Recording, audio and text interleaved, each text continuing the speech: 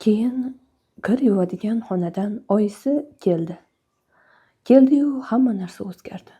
Mitoyning juda ta'bi xira bo'ldi. Albertni yashashga boshpanasi yo'qligi oyisining xayoliga ham kelmadi. U bu haqda o'ylagan ham yo'q. U Albertning bo'yinbog'idagi telefon raqamiga qo'ng'iroq qilib, o'g'li kichkina baroq kuchuk topib olganini aytdi. Mitoy Albertni bag'riga bosgancha telefon yonida turar va o'zicha shivirlardi. Ishqilib bu kuchuk ularniki bo'lmasin-da. Lekin afsuski, u kuchuk o'shalarniki edi. Bilasanmi o'g'lim, Bobbining egasi kim ekan? Dedi oyisi telefon go'shagini qo'yib. Stefan Albert ismli bola ekan. Bobbi? Qaytadan so'radi Mitoy. Ha, kuchukning oti shunday ekan. Stefan rosa yig'layotganmish. U soat 7da kelib Bobbini olib ketadi. Mitoy hech nima demadi-yu, biroq ko'zlari javdirab, rangi oqarib ketdi. U kuchukni bag'riga yana ham qattiqroq bosib, oyisi eshitmaydigan qilib sekin shivirladi. Jajji Albert, mening kuchugim bo'lishingni shunday istardimki. Soat 7. Stefan Albert kelib kuchukni olib ketdi. Mitoy karavotda yotib o'ksib yig'ladi. Ko'rib, odamning yuragi ezilib ketardi. Karlson Mitoyning tug'ilgan kuniga keladi. Yoz ham keldi. Maktabda darslar tugadi. Mitoyni qishloqqa buvisining oldiga jo'natishga hozirlik ko'ra boshlashdi. Biroq ungacha muhim bir voqea sodir bo'lishi kerak edi. Mitoy 8 yoshga to'layotgandi. Mitoy tug'ilgan kunini juda uzoq orziqib kutdi. 7 yoshga to'lgan kunidan boshlab kutdi-yu. Qiziq. Tug'ilgan kunlar oralig'i Rojdestvo bayramiga o'xshab juda uzoq bo'ladi-ya. Mitoyning tug'ilgan kunini nishonlashdan bir kun burun Karlson ikkovi gaplashib qolishdi.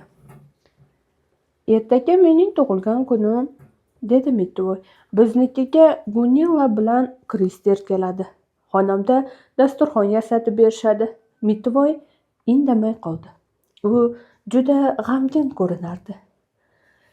Seni ham jon deb taklif qilardim. So'zida davom etdi. Lekin oyisi Karlsondan shunday xafa ediki, uni taklif etishga ruxsat so'rashdan foyda yo'q edi. Karlsonning qosh qovog'i osilib ketdi. U tumshayib oldi. Agar meni chaqirmasang, sen bilan boshqa o'ynamayman. Mening ham o'ynab kulgim keladi. Ha, bo'pti, kelaver, dedi Mitoy shosha-pisha. U oyisi bilan gaplashib ko'rmoqchi bo'ldi. Ha, mayli, nima bo'lsa bo'lar, lekin tug'ilgan kunini Karlsonsiz nishonlay olmaydi. Bizni nima bilan mehmon qilishadi? Deb so'radi Karlson sal chehrasi yorishib. Shirin pirog bilan-da, albatta. Tug'ilgan kunimga atab 8 ta sham bilan bezatilgan pirog pishirishadi. Juda soz, dedi Karlson. Bilasanmi, menda bir taklif bor. Qanday taklif? Deb so'radi Mitoy. Oyingdan 8 ta shamli bitta pirog o'rniga bitta shamli 8 ta pirog pishirib bering deb iltimos qilsang qalay bo'larkan? Biroq oyisining bunga rozi bo'lishiga Mitoyning ko'zi yetmasdi. Senga ajoyib, chiroyli sovg'alar olib berishsa kerak-a? Deb so'radi Karlson. Bilmadim, dedi Mitoy va xo'rsinib qo'ydi. U o'zi istagan, jonidan ham ortiq ko'radigan narsani sovg'a qilishmasmikan, deb o'ylardi. Menga hech qachon it sovg'a qilishmasa kerak, dedi Mitoy. To'g'ri, juda ko'p sovg'a olaman. Shuning uchun ham har kuni bo'yi xursandchilik qilishga, it haqida sira o'ylamaslikka ahd qildim. Bundan tashqari, mana men borman. Axir men itdan ortiq emasmanmi? Dedi Karlson va Mitoyga qarab qo'ydi. Qanday sovg'alar olishingni bilsam yaxshi bo'lardi-da. Agar senga konfet sovg'a qilishsa, sen ularni darhol xayrli ishga sarflashing kerak.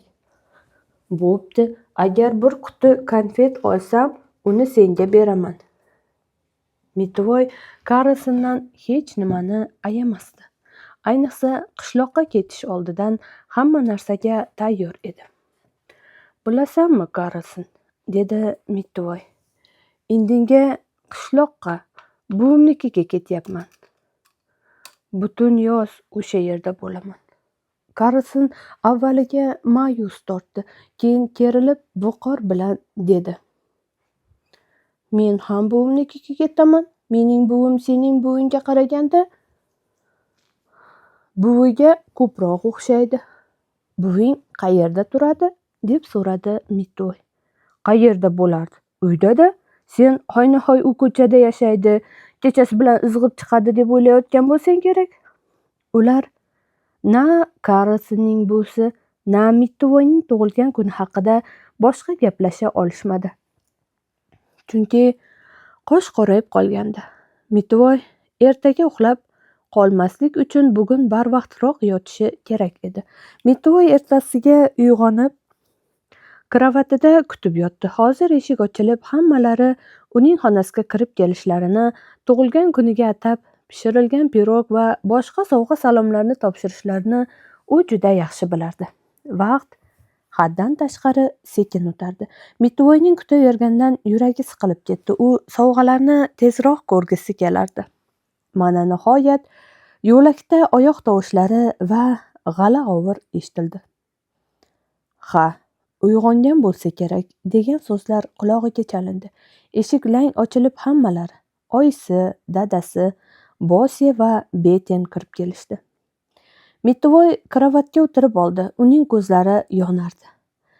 "Tabriklaymiz seni, shirinim, jonginam Mitvoy", dedi oyisi. Dadasi ham, Bosi bilan Beti ham tabriklaymiz deyishdi. Mitvoyning oldiga patnis qo'yishdi. Unda 8 ta sham qadalgan pirog va boshqa sovg'alar bor edi.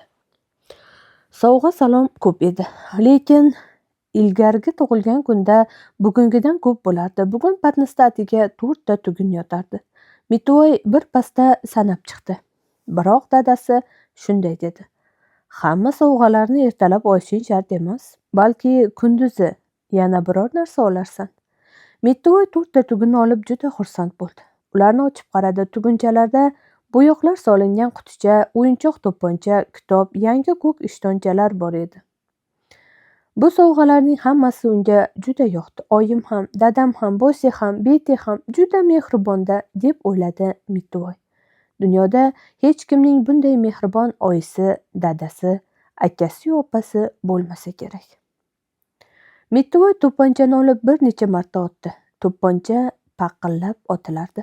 Hammalari Mitvoyning kravati yoniga o'tirib olishib, uning to'pponcha otishini eshitishardi.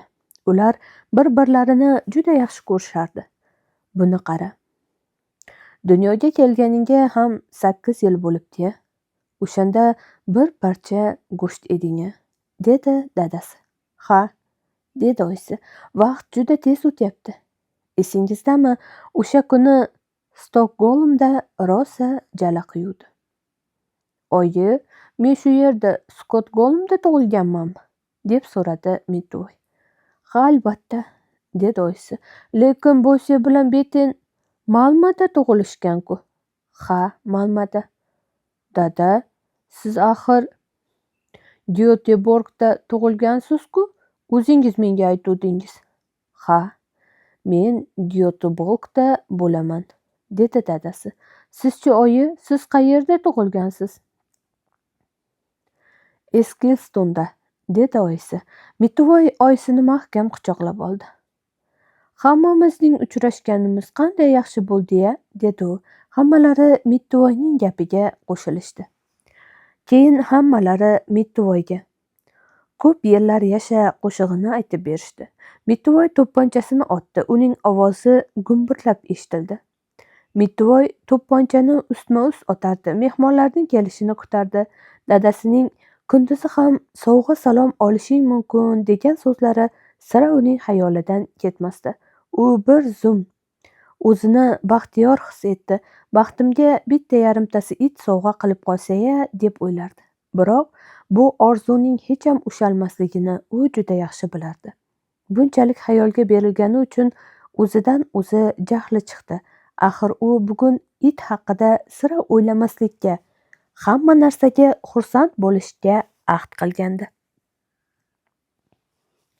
Mitvoy chindan ham har bir narsaga xursand bo'lardi. Oyisi tushlikdan keyin uning xonasidagi stolga dasturxon tuzay boshladi.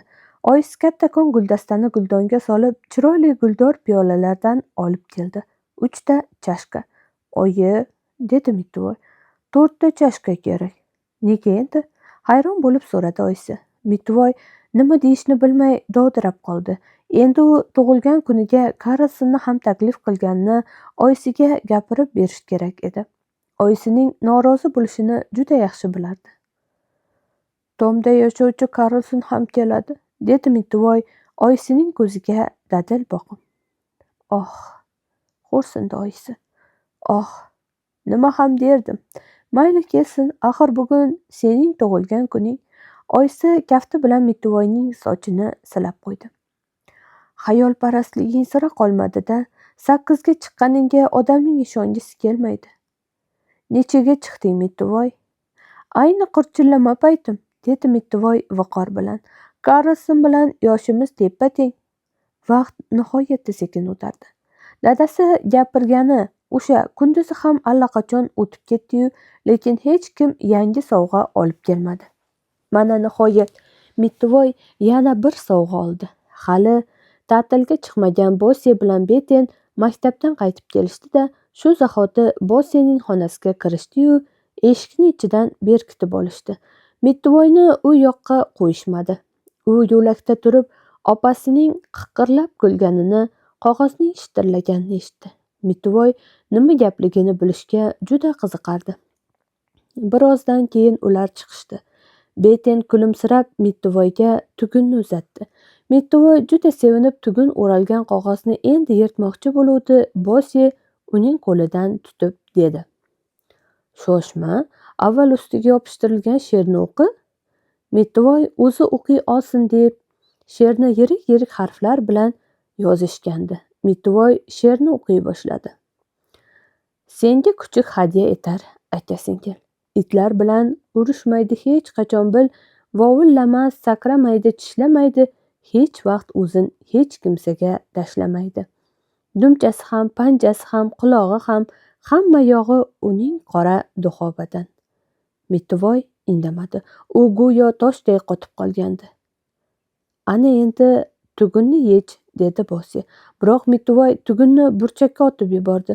Ko'zlaridan duv-duv yosh oqardi. Senga nima bo'ldi, Mittivoy? So'radi Beten cho'chib.